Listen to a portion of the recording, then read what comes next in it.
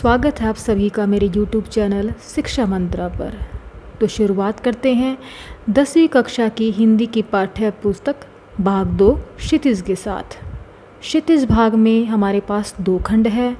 पहला खंड है पद्य और दूसरा है गद्य। तो शुरुआत करते हैं पद्य खंड के साथ और हमारे सबसे पहले कवि हैं सूरदास। तो जान लेते हैं हम सूरदास के बारे में।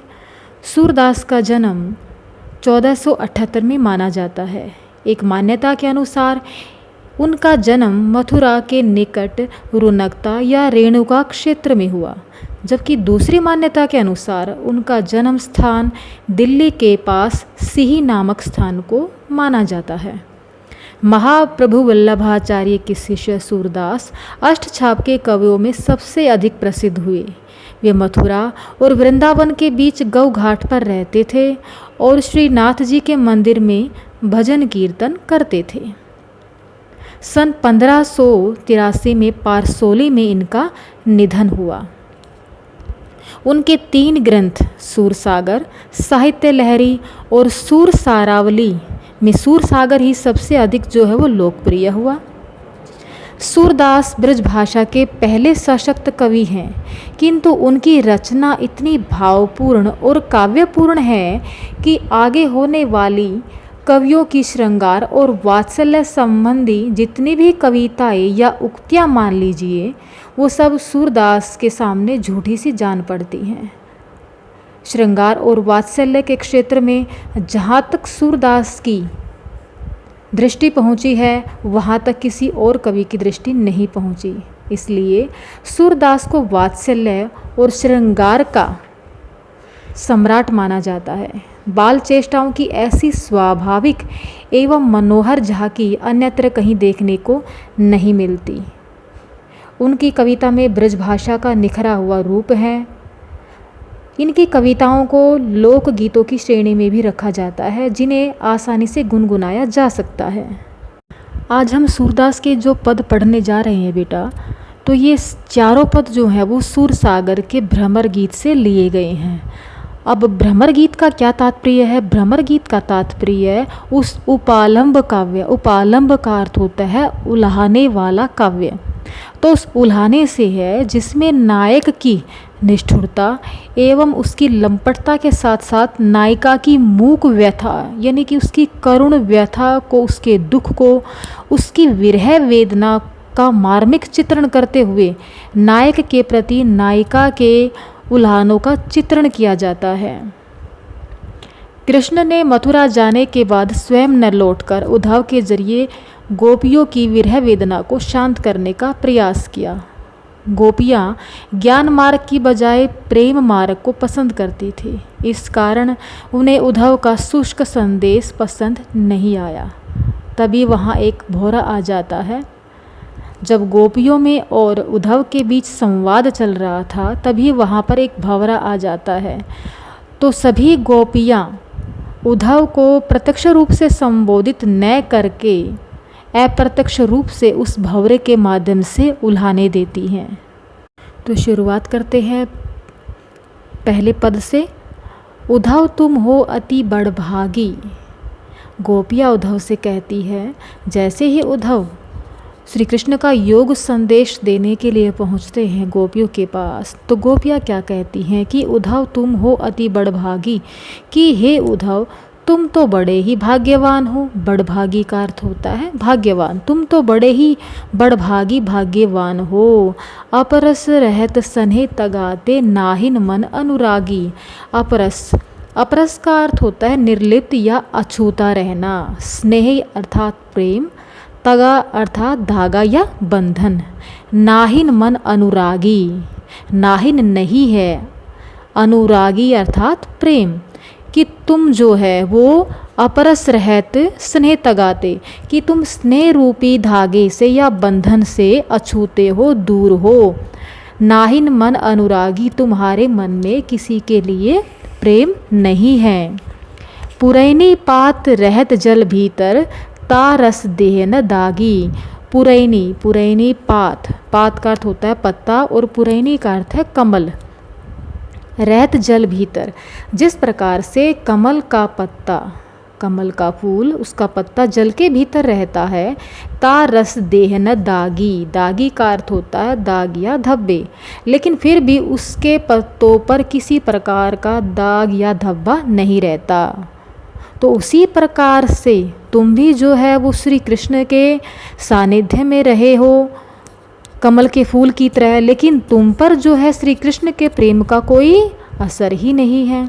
जो जल महत तेल की गागरी, जिस प्रकार से एक तेल लगी गागर को यदि एक मटकी के चारों तरफ तेल लगा दिया जाए और उसे जल में छोड़ दिया जाए तो उस पर पानी की कोई बूंद नहीं ठहरती।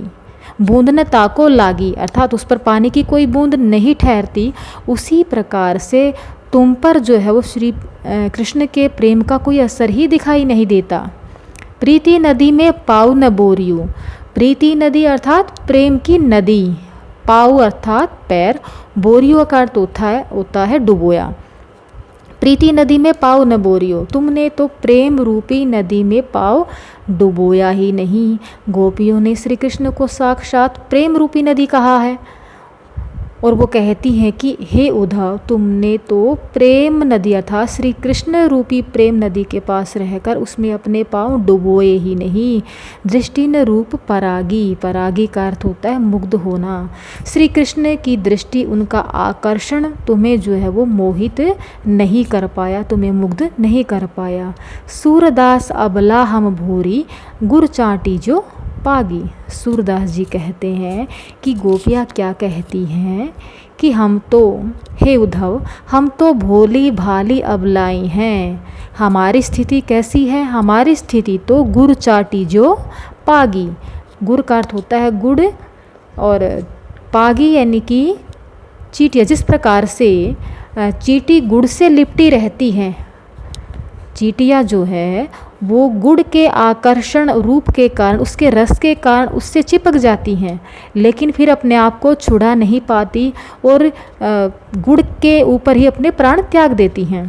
तो हमारी स्थिति गोपियाँ क्या कहती हैं कि उस गुड़ पर चिपकी हुई चींटी के समान है जो अपने प्राण वहीं पर त्याग देती है। अर्थात हमने श्री कृष्ण के रूप और आकर्षण में अपने मन को रमा लिया है, अब हम किसी और से प्रेम नहीं कर सकती, अब तो श्री कृष्ण के प्रेम में ही हमारे प्राण जाएंगे। तो पहले पद में आपने देखा कि गोपियाँ उद्धव को भाग्यवान कहती है, वास्तव में वे उसे अभागा कहती है। अभागा इसलिए कहती है कि तुम्हारे भाग्य की यह कैसी विडंबना है कि श्री कृष्ण के पास होते हुए भी तुम उनके प्रेम से अछूते रह गए।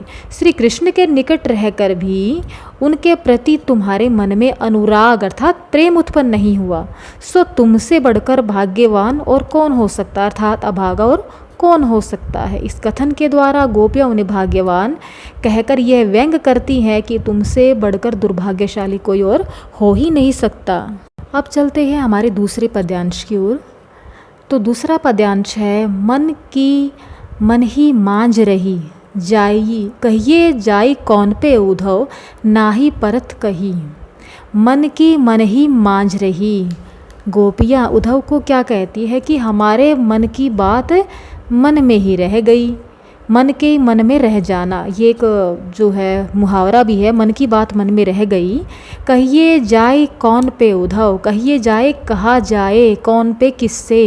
हे उद्धव, हम यह बात किससे कहे, ना ही परत कही। सभी को हम ये बात कह भी नहीं सकते, क्योंकि ये बात तो मर्यादा की है। प्रेम जो है वो मर्यादा का रूप है। तो गोपियाँ उद्धव से कहती हैं कि हमारे मन की बात मन में ही रह गई, हम किसको अपने मन की बात बताए, सबको ये बात कह भी नहीं सकते। अवधि आधार आस आवन की, तन मन विथा सही। अवधि का अर्थ होता है समय, आधार का अर्थ होता है आधार, आवन का अर्थ है आगमन, विथा का अर्थ होता है व्यथा या पीड़ा। अवधि आधार आस आवन की, तन मन विथा सही। हमें उम्मीद थी, हमें आशा थी कि श्री कृष्ण वापस लौटकर आएंगे, आधार आसावन की, आस यानी कि हमें आशा थी श्री कृष्ण के आने की, तन मन विथा सही, और इस आने की उम्मीद में हमने अपने तन मन को जो है वो व्यथा यानी कि दुख पहुंचाया, यानी कि पीड़ा में हम समय बिताते रहे श्री कृष्ण के आने की उम्मीद में। अब इन जोग संदेश नो सुनी सुनी, लेकिन अब आपका यह योग संदेश सुन सुन कर विरहनी विरह दही, विरहनी विरहनी कौन? गोपियाँ। गोपियाँ जो है वो विरहनी है, वियोग की अग्नि में तड़प रही हैं। विरह दही, विरह दही का अर्थ होता है विरह की आग में जल रही हैं।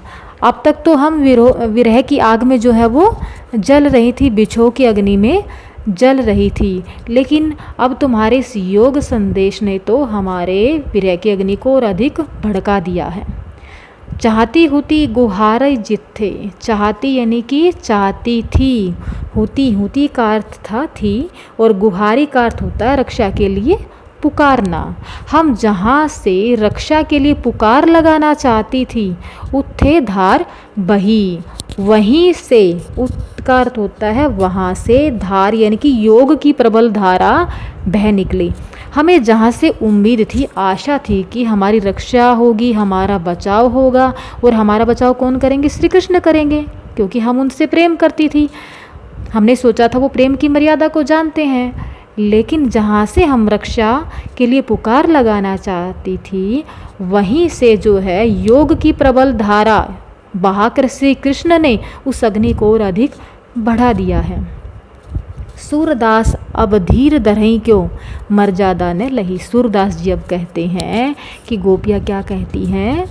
अब धीर धरई क्यों, धीर, धीर का अर्थ होता है कि अब हम धैर्य क्यों धारण करें। धीर का अर्थ होता है धैर्य, धरई यानी कि धारण करें क्यों। मर्यादा, मर्यादा का अर्थ होता है मर्यादा, प्रतिष्ठा। सूरदास क्या कहते हैं कि गोपियाँ कहती है कि अब हम धैर्य धारण क्यों करें, जब श्री कृष्ण ने प्रेम की उस मर्यादा को रखा ही नहीं। प्रेम का अर्थ जो है वो प्रेम में लेने का नहीं बल्कि देने का भाव होता है। अब श्री कृष्ण हमें जो है वो तड़पता हुआ छोड़कर चले गए प्रेम में। अब उन्होंने प्रेम के बदले जब हमें प्रेम नहीं दिया, तो हम उस मर्यादा को क्यों ढोते फिरें? अब हम भी धैर्य धारण क्यों करें? उम्मीद है आपको वीडियो समझ आई होगी, पसंद आई होगी। तो मिलते हैं कविता के अगले भाग में। Till then take care.